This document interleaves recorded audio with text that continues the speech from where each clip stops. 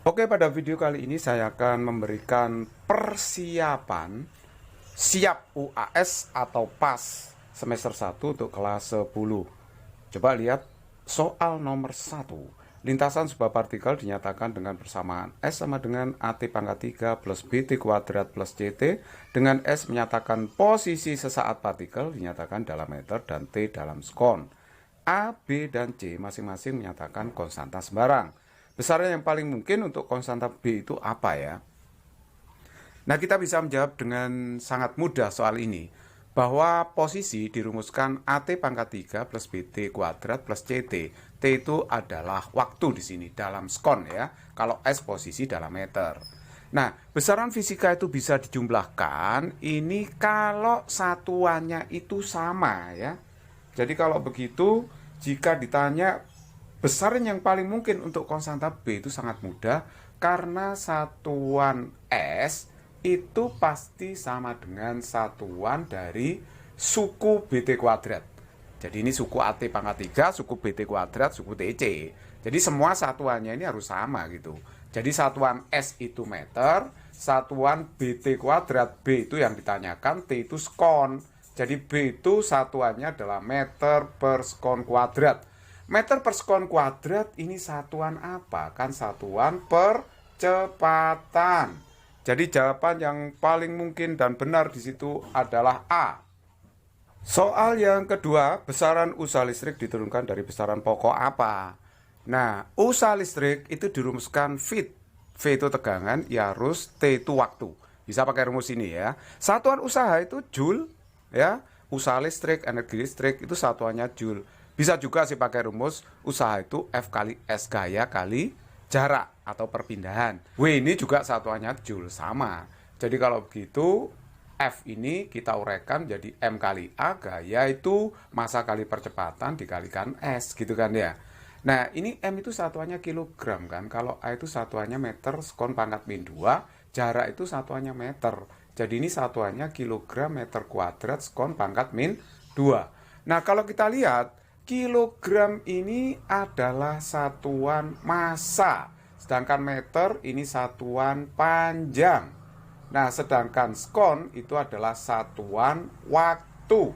Jadi kalau begitu, besaran usaha listrik diturunkan dari panjang, massa, dan waktu. Jadi jawaban yang tepat adalah D. Soal nomor 3, cepat lambat bunyi dalam gas dapat dinyatakan dalam persamaan V sama dengan K, P pangkat X, Rho pangkat Y. Dengan K adalah konstanta tak bersatuan, P tekanan gas, dan Rho adalah massa jenis gas. Secara dimensional, nilai X dan Y itu berapa? Nah, perhatikan ya, di sini K itu tidak berdimensi, V itu kecepatan, P tekanan, Rho itu massa jenis. Nah, tekanan itu kan konsepnya gaya dibagi dengan luas bidang tekan. Gaya itu M kali A dibagi A. Jadi ini satuannya kilogram meter sekon pangkat min 2 dibagi meter kuadrat. Luas satuannya meter kuadrat. Jadi ini kilogram meter pangkat min 1 sekon pangkat min 2. Jadi kalau begitu dimensi dari tekanan ini adalah M besar, L pangkat min 1, sekon itu waktu ya, T pangkat min 2 seperti itu. Kalau massa jenis itu kan massa dibagi volume ya. Massa itu satuannya jelas kilogram, volume meter kubik. Jadi dimensinya ml pangkat min 3 karena ini naik ke atas ya.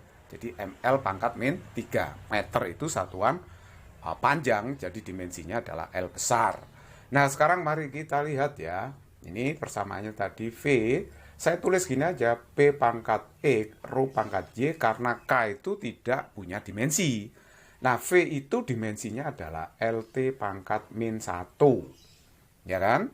Karena ini meter per sekon. Kalau tekanan dimensinya tadi adalah M, L pangkat min 1, T pangkat min 2. Di sini harus dipangkatkan X. Nah, sedangkan Rho itu adalah ML pangkat min 3 dipangkatkan Y. Perhatikan yang sebelah kiri, ini tidak ada M-nya. Jadi ini saya taruh M pangkat 0. Kan 1, tidak merubah persamaan yang kiri. Nah, sedangkan ini M pangkat X dikalikan M pangkat Y. Berarti ini M pangkat X ditambah dengan Y. Nah, sedangkan ini L pangkat min X dipangkatkan ini kan. Nah, min ini pangkatnya berapa ya? Min 3Y gitu kan ya. Oke, sedangkan T-nya, nah ini T-nya di sini aja yang ada. T pangkat min 2 pangkat X, berarti T pangkat min 2X gitu. Nah, dari sini kita bisa mencari berapa X dan Y-nya, karena pangkat M sebelah kiri 0 itu harus sama dengan pangkat yang sebelah kanan. Kalau sebelah kiri pangkatnya 0, sebelah kanan juga 0. Jadi 0 itu sama dengan X plus Y. Perhatikan pangkat T yang sebelah kiri, ruas kiri ini pangkatnya min 1. Itu harus sama dengan yang sebelah kanan. Nah, pangkatnya min 2X. Jadi pangkatnya harus sama. Sehingga X-nya itu ketemunya adalah setengah kan. Nah, kalau X-nya sudah ketemu setengah, ya tinggal masukkan ke sini kan, X-nya setengah. Sehingga kalau kita hitung, maka Y-nya akan ketemu min setengah. Jadi jawabannya X-nya setengah, Y-nya min setengah. Jadi jawaban yang tepat di situ adalah D. Oke, nomor 4. Berdasarkan hukum Ohm, perbandingan antara tegangan listrik di antara ujung-ujung pengantar dengan arus yang melewatinya selalu tetap. Besaran yang tetap itu dinamakan hambatan listrik. Dimensi hambatan listrik itu apa? Jadi kalau kita lihat rumus dari energi listrik, ya itu kan VIT, V tegangan, I arus, T waktu. Nah ini kita uraikan, V berdasarkan hukum Ohm itu I kali R. Jadi kita dapatkan rumus V sama dengan I kuadrat R kali T. Nah, W itu bisa kita urai supaya tahu satuannya atau dimensinya, F kali S. Nah, ini I kuadrat R dikalikan dengan T. Nah, F itu kita urai lagi, M kali A kali S gitu ya, I kuadrat kali R kali T. Nah, begitu kan? Jadi kalau begitu, R itu adalah M dikalikan A kali S, ya kan? Dibagi I kuadrat kali T, seperti itu. Nah, sekarang kita coba. M, massa itu dimensinya adalah M besar. Kalau percepatan dimensinya LT pangkat min 2, karena satuannya meter per sekon kuadrat. Nah, jarak itu dimensinya L ya, panjang, karena satuannya meter. Arus itu lambang dimensinya I, ya. Nah, terus kemudian waktu lambang dimensinya adalah T. Jadi kalau begitu dimensi dari L itu adalah ML kuadrat T pangkat min 3 I pangkat min 2. Jadi kalau begitu jawaban yang tepat adalah A. Oke, nomor 5, perhatikan vektor A, B, C, D, dan E terletak pada bidang seperti ditunjukkan gambar. Jadi nilai dari resultan A plus B plus D plus E itu berapa? Nah, caranya kita resultankan dulu vektor A dan B. Nah, vektor yang warna merah itu adalah resultan dari vektor A dan B ya. Yang warna merah ini A plus B berarti resultan A dengan B. Nah, terus kemudian kita cari juga resultan D dengan E. D dengan E resultannya adalah vektor yang ditarik dari sini ke sana ya. Jadi kalau begitu D plus E secara poligon adalah vektor yang biru itu resultannya. Jadi D plus E hasilnya vektor yang biru itu. Kalau A plus B hasilnya vektor yang merah. Jadi kalau begitu A plus B itu hasilnya adalah vektor C. Karena tadi di sini kan vektor C ya. Jadi ini vektor C, tetapi D ditambah dengan E, vektornya juga sama dengan vektor C hasilnya. Jadi ini C juga sih.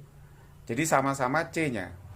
Dengan demikian, resultan A plus B plus D plus E itu adalah A plus B adalah vektor C, D plus E itu juga vektor C. Berarti ini hasilnya adalah 2 kali vektor C. Nah, oleh sebab itu kalau nilai dari A plus B plus D plus E, berarti kalau begitu adalah 2C. Jadi kalau C tanpa panah itu artinya nilai dari C ya. Jadi hasilnya adalah 2C. Nah, kalau begitu jawaban yang tepat adalah B.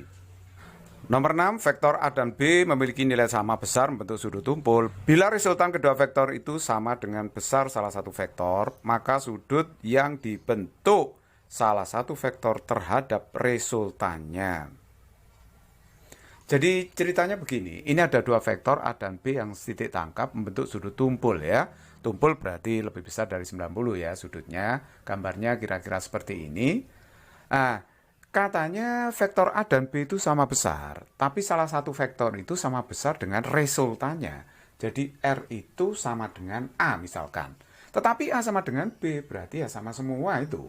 Jadi resultan sama dengan A sama dengan B. Kita bisa mencari resultannya dengan mudah dengan menggunakan metode jajaran genjang, ya kan? Jadi kalau begitu resultannya kan gini, R kuadrat A kuadrat plus B kuadrat plus 2AB kosinus alfa.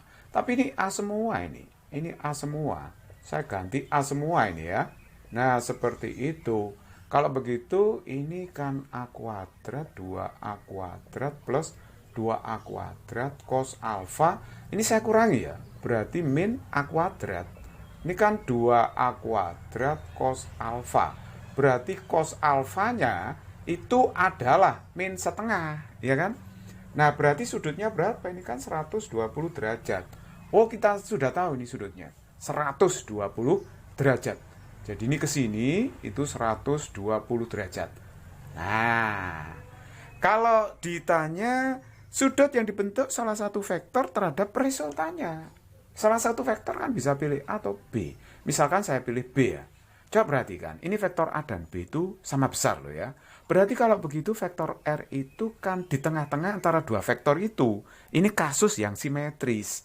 Jadi kalau begitu sudutnya pasti terbagi sama. Yang ini 60, yang ke sana pasti juga 60. Jadi kalau begitu salah satu vektor membentuk sudut 60 derajat terhadap resultannya. Jadi kalau begitu jawaban yang tepat adalah A. Oke, soal nomor 7. Besar resultan gaya dan arahnya dari 3 vektor gaya F1 sama dengan F3 25 Newton dan F2 12 Newton. Seperti tampak pada gambar adalah, nah yang benar yang mana ya? Nah, coba perhatikan, kita jumlahkan aja secara analitis. Caranya masing-masing gaya ini kita uraikan terhadap sumbu X dan Y ya. Nah, perhatikan ini uraian F1 ke arah X. Itu berarti arahnya kan ke kiri ya. Sini kalau saya gambar di sini. Ini F1X. Karena arahnya ke kiri minus ya. Jadi karena samping sudut uraiannya pakai cos. Jadi min F1 cos 37. Tapi F1-nya 25 di situ. Jadi min 25 kali 0,8 hasilnya min 20. F2X nggak ada ya. Tidak ada uraian ke arah X karena dia sejajar sumbu Y. Jadi 0 komponennya nggak ada. Terus kemudian F3 ke arah X kan diuraikan ke sini ya. Jadi ini F3 yang ke arah X. Positif karena ke X positif. Jadi positif F3 25 cos 37 0,8. Jadi hasilnya adalah 20. Sama dengan yang tadi, cuma ini tandanya negatif. Oke, untuk uraian gaya-gaya ke arah sumbu Y seperti ini. F1Y perhatikan arahnya ke sana ya. Ke Y positif, jadi ini positif. Nilainya adalah F1 sin 37. Jadi kalau F1X itu pakai cos, ini pakai sin pasti ya. Jadi 25 kali 0,6, 15. Sedangkan F2Y sudah ke arah Y, berarti ya F2 itu sendiri positif karena ke Y positif, 12 Newton. F3Y adalah F3 sin 37, berarti 25 kali 0,6 ya. Nah, ini hasilnya 15, sama dengan yang atas. Jadi uraian F3Y itu arahnya juga ke atas ini. Makanya dia positif. Terus kita cari resultan yang ke arah X ya. Semua komponen ke arah X dijumlahkan. F1E plus F2E plus F3X min 20 plus 0 plus 20, 0. Jadi saling meniadakan resultan yang ke arah X. Sedangkan RY itu F1Y plus F2Y plus F3Y. Berarti 15 tambah 12 tambah 15. Hasilnya adalah 42. Resultan totalnya adalah akar RX kuadrat plus RY kuadrat. Tapi RX-nya 0. Karena ini 0 berarti R-nya itu akar RY kuadrat. Berarti sama dengan RY, nilainya adalah 42 Newton. Ini positif, itu berarti arahnya ke sumbu Y positif. Jadi resultannya 42 Newton, arahnya ke sumbu Y positif. Jadi kalau begitu jawaban yang tepat adalah A. Oke, nomor 8, dua vektor A dan B setitik tangkap dan membentuk sudut alfa satu sama lain. Jika A sama dengan B dan nilai dari A plus B itu sama dengan akar 3 dari nilai A min B, maka nilai alfa adalah berapa? Jadi ini sudut yang dibentuk dua vektor berapa itu? Nah, A plus B sama dengan akar 3 A min B. Ini saya kuadrat aja kedua ruas. Kalau saya kuadrat jadinya seperti ini, akarnya hilang ya, tinggal 3 aja.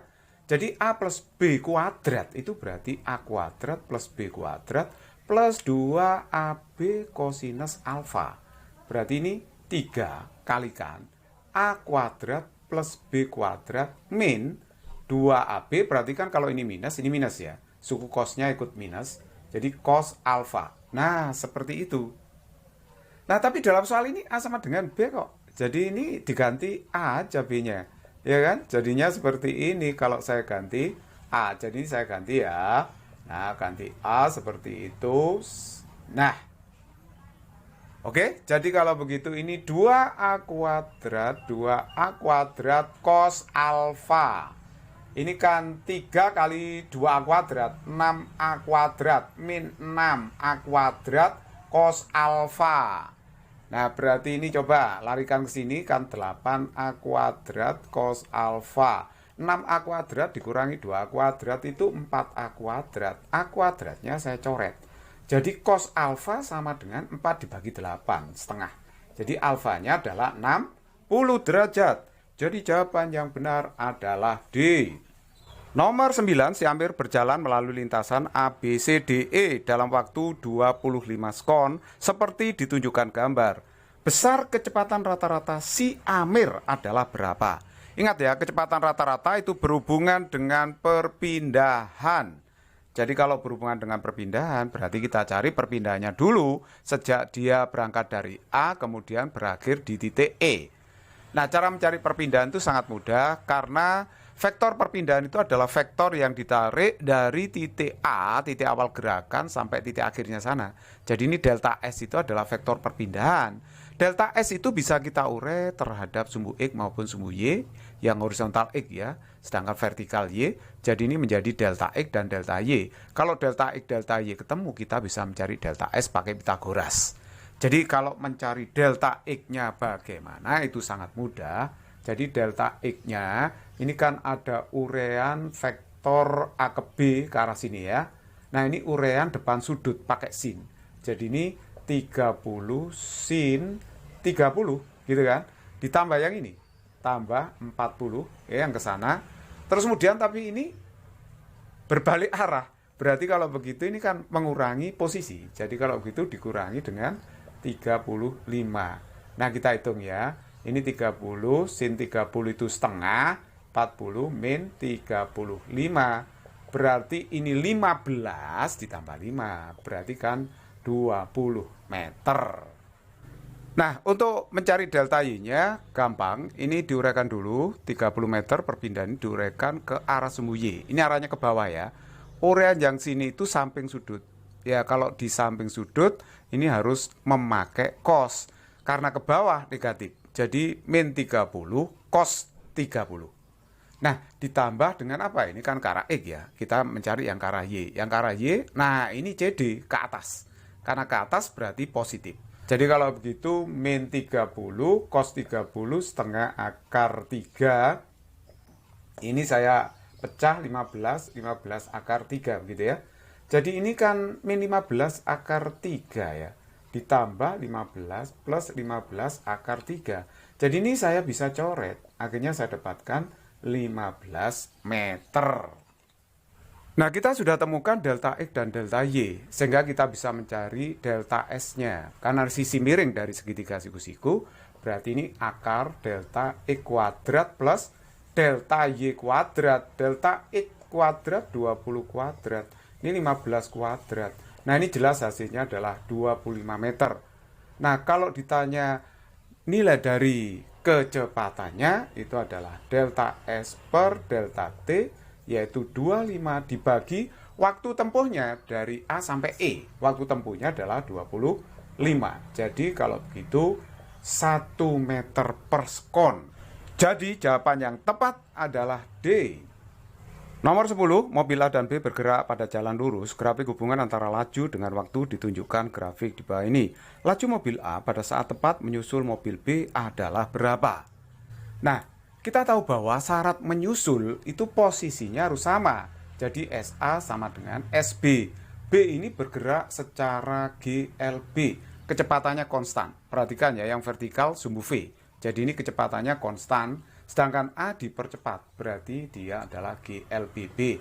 Percepatan A itu bisa dicari dengan menghitung gradien garis miring A ini. Atau tan alfa. Tan alfa itu berarti depan dibagi samping 10 dibagi 4. Jadi hasilnya 5/2 meter per sekon kuadrat. Nah, karena A ini bergerak secara GLBB, berarti rumusnya adalah VOT plus setengah AT kuadrat. Nah, sedangkan B bergerak secara GLB berarti V kali T. Nah, jadi VO-nya A itu adalah 0 di sini. Jadi 0 kali T plus setengah. Percepatan A sudah tahu, 5/2 T kuadrat.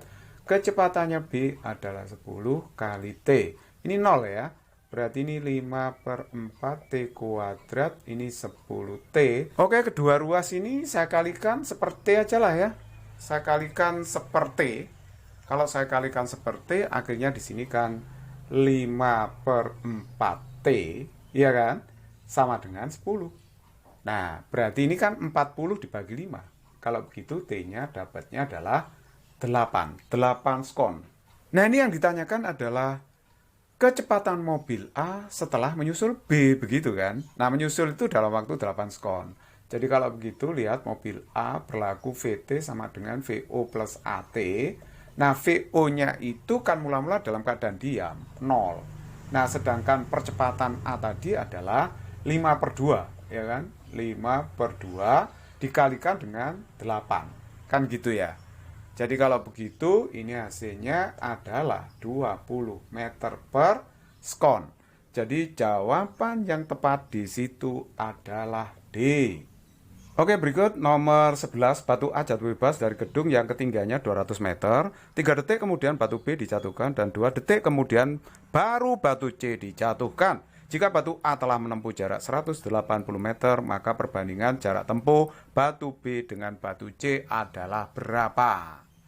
Oke, jadi kalau begitu kita cari dulu berapa waktu jatuhnya A dari posisi jatuhnya sampai menempuh jarak 180 meter.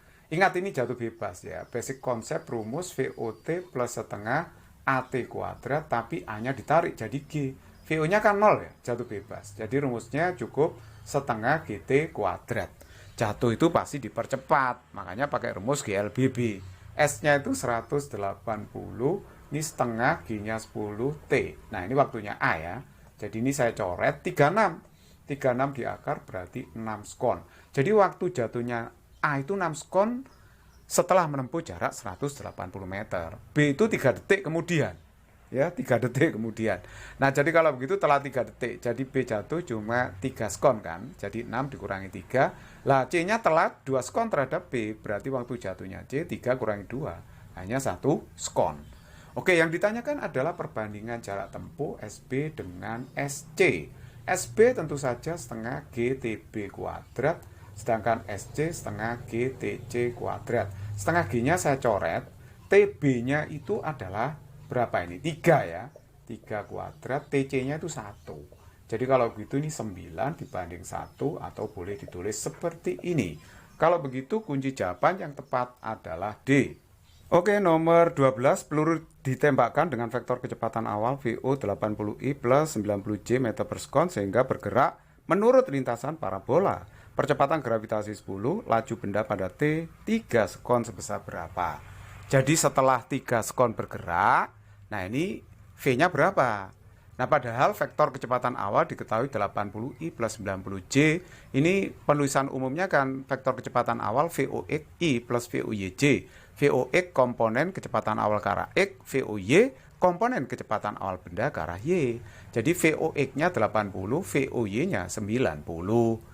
Nah, kita tahu gerak parabola dimanapun posisinya Vx itu selalu tetap karena yang horizontal GLB, sedangkan yang vertikal gerakannya GLBB. Jadi kalau begitu Vx-nya itu selalu sama dengan VOX, yaitu 80 meter per sekon ya. Nah, sedangkan VY-nya yang berubah beraturan. Jadi VY-nya kita cari dengan VOY min GT. Min karena dilempar ke atas itu diperlambat. Rumus ini dari VT, VO plus AT ya. A-nya diganti min G. Karena ini VY, VO-nya VOY. Jadi VOY 90, G-nya adalah 10, T-nya itu 3, ya kan? Jadi kalau begitu ini hasilnya 60 kan? 60 meter per sekon. Oke, nah sekarang kalau ditanya V-nya, ya resultan VX dengan VY. VY itu kan ke sana ya. Nah, jadi VX, VY tegak lurus. Jadi V itu resultannya. Berarti V kuadrat plus VY kuadrat di akar Jadi ini hasilnya berapa ya? 80 kuadrat, VY-nya 60. Jadi hasilnya 100 meter per sekon. Lihat jawaban dalam soal itu satuannya kilometer per jam. Ini kalau diubah kilometer per jam sama aja dengan 360 kilometer per jam. Jadi jawaban yang tepat adalah D. Nomor 13, sebuah meriam menembakkan peluru dengan kecepatan awal 50 meter per sekon miring ke atas, membentuk sudut 37 derajat terhadap horizontal dari atas tebing vertikal setinggi 80 meter. Jika percepatan gravitasi 10, maka jarak mendatar jatuhnya peluru diukur dari kaki tebing. Jadi setelah ditembakkan dari tebing ketinggian 80 meter nanti jatuh ke tanah. Berapa jarak jatuhnya terhadap dasar tebing? Nah, kita bisa mencari X-nya ini dengan cara mencari waktunya dulu. Berapa waktu jatuhnya sampai ke tanah. Itu bisa pakai menggunakan persamaan parabol. Y itu adalah VO, ya. VOY dikalikan dengan T min setengah GT kuadrat. Boleh juga VO diurem jadi VO sin alfa kali T min setengah GT kuadrat. Coba perhatikan, ini titik awalnya di atas. Sedangkan titik akhirnya di bawah. Ini kan turun ya. Turun seperti ini. Jadi Y-nya diberi tanda negatif. Ini seperti grafik di matematika. Ini Y, ini X ya. Nah, ini grafiknya mirip seperti ini. Jadi kalau bilangannya di bawah sumbu X, ini kan harus dikasih min toh Y-nya. Nah, mirip seperti ini. Jadi mengapa di sini min? Karena di bawah sumbu X gitu ya. Asumsinya seperti itu. Nah, lanjut. VO-nya adalah 50. Sin 37 itu 0,6 kali T min setengah G itu kan 5. Karena G-nya itu adalah 10 meter per sekon kuadrat. Dikalikan dengan T kuadrat. Jadi ini min 80 sama dengan, ini kan 30 ya. 30T min 5T kuadrat. Nah ini saya bisa bagi 5 ini. Kalau saya bagi 5 berarti 16 ini. Bagi 5, 6 kan. Ya dibagi 5. Nah ini T kuadrat. Berarti T kuadrat saya pindah ruas, min 6T, min 16. Ini harus sama dengan 0. Kita bisa memfaktorkan persamaan kuadrat ini. Jadi faktorkan aja. T min 8, ya kan? T plus 2 sama dengan 0. Nah, betul kan? Jadi min 8T ini 2T, min 6T. Benar, min 16. Jadi kalau gitu, T-nya di sini, yang ini adalah 8 ya. 8 sekon. Sedangkan yang satunya lagi negatif. Kan waktu nggak boleh negatif, jadi ini nggak dipakai. Jadi yang dipakai waktu yang positif ini. Jadi kalau begitu jika mencari X-nya, kita pakai rumus GLB, karena horizontalnya GLB, jadi VX kali T. Tapi VX itu sama aja dengan VOX. VOX itu VO yang ke arah sumbu X. Jadi VO cos alfa kali T. VO-nya di situ adalah 50. Nah, cos alfa, cos 37 itu 0,8 kali T-nya 8. Nah, ini perhatikan baik-baik. 50 dikalikan 0,8 itu adalah 40. 40 kali 8 jelas 320 meter. Jadi kalau begitu jawaban yang tepat adalah C. Oke, nomor 14, perhatikan gambar berikut. Roda B dan C dihubungkan dengan tali karet. Roda A dan C sepusat melekat satu sama lain. Jari-jari roda A, B, C masing-masing 60 cm, 30 cm, dan 20 cm. Apabila roda A berputar dengan kecepatan sudut 120 rpm, maka kecepatan linier roda B adalah berapa? Coba kita ubah dulu satuan omega A rpm itu dalam radian per sekon. Karena jawabannya satuannya dalam sistem internasional. Jadi ini 120, satu rotasi, satu putaran itu adalah 2pi radian per menit, 1 menit 60 sekon. Jadi ini 120 dibagi 62 ya, berarti ini 4pi radian per sekon. Nah sekarang perhatikan baik-baik, roda B dengan C itu kan dihubungkan dengan tali atau rantai ya. Pasti itu kecepatan linearnya sama. Jadi kalau begitu nanti VB itu akan sama dengan VC, kan gitu. Tapi perhatikan, VC itu kan sama dengan omega C dikalikan RC, kan gitu. Tapi perhatikan, C dan A ini sepusat. Jadi kalau begitu, omega C dengan omega A itu sama saja karena dia itu sepusat. Jadi omega C ini bisa saya ganti omega A gitu kan ya. Oke, omega A di situ udah tahu 4pi. RC-nya ini akan saya jadikan meter. Berarti 0,2 meter. Berarti ini kan 0,8 pi, satuannya adalah meter per sekon. Nah, itulah kecepatan linier roda B. Jadi jawaban yang tepat adalah C. Nomor 15, sebuah benda bermassa 100 gram bergerak melingkar beraturan dengan jari-jari lintasan 0,5 meter dan kecepatan sudut tetap 2 radian per sekon. Percepatan mutlak yang dialami benda itu sebesar berapa? Kalau ada benda bergerak melingkar, ada percepatan yang selalu menuju pusat disebut percepatan sentripetal, lambangkan AS, sedangkan ada percepatan yang selalu menyinggung lintasan dinamakan percepatan linier atau percepatan tangensial. AS dengan AT itu selalu tegak lurus. Nah, sedangkan atot itu adalah resultan dari AS dengan AT. Atot itu percepatan total atau percepatan mutlak.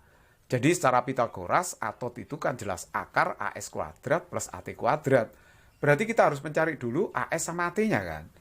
Di dalam soal dinyatakan bahwa GMB, gerak melingkar beraturan, berarti kecepatan sudutnya tetap. Kalau kecepatan sudutnya tetap, berarti percepatan sudutnya tidak ada, 0. Sehingga percepatan tangensialnya alfa dikalikan R, ini juga 0. Nah, kalau AS-nya saya pakai rumus omega kuadrat kali R ya. Bisa juga V kuadrat per R. Tapi ini omeganya yang diketahui, jadi saya pakai omega. Jadi 2 kuadrat R-nya itu setengah. Berarti 4 kali setengah, itu kan 2 meter per sekon kuadrat. Oke, sudah ketahuan AS-nya. Berarti kalau begitu, atotnya itu adalah akar AS kuadrat plus AT kuadrat. Nah, inilah percepatan mutlaknya. Jadi ini 2 kuadrat, AT-nya kan 0. Berarti ya akar 2 kuadrat, ya 2 lah. 2 meter per sekon kuadrat. Jadi jawaban yang tepat di sini adalah B.